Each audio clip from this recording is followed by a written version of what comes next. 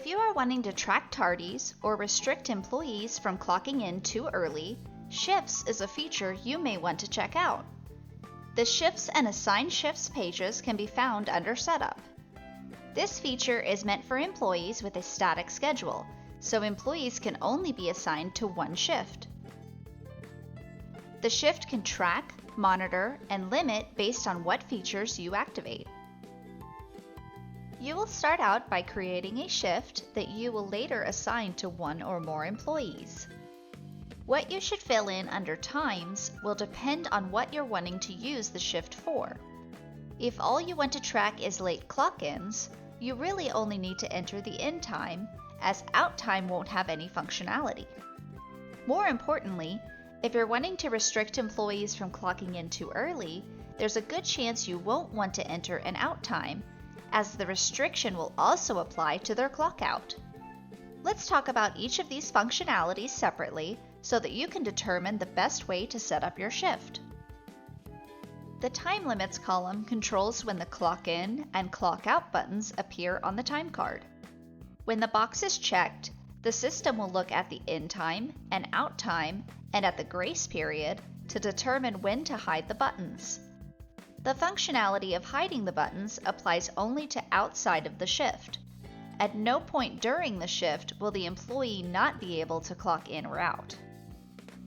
Now, this feature can be a great way to manage early clock-ins, but most people don't want their employees to lose the opportunity to clock out at the end of the day if they've stayed late.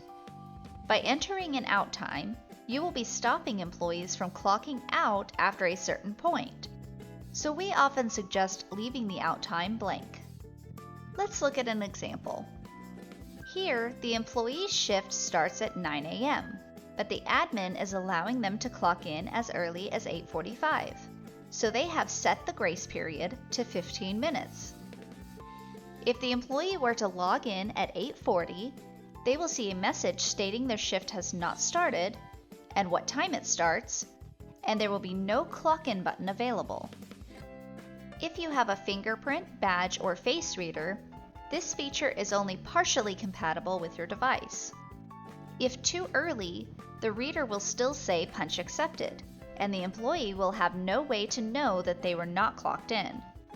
The admin would then receive an email about the failed punch.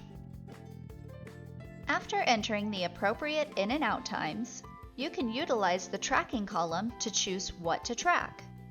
By checking these boxes, the system will mark all tardies and earlies with a corresponding T or E. In this example shift, the employee won't be able to clock in earlier than 8:45, but any time between 8:45 and 8:54 will be marked on reports with an E, because by assigning a 5-minute grace period, you are telling the system anything before 8:55, 5 minutes before the shift, should be considered early. To receive an email every time an employee triggers one of these discrepancies, check the email box.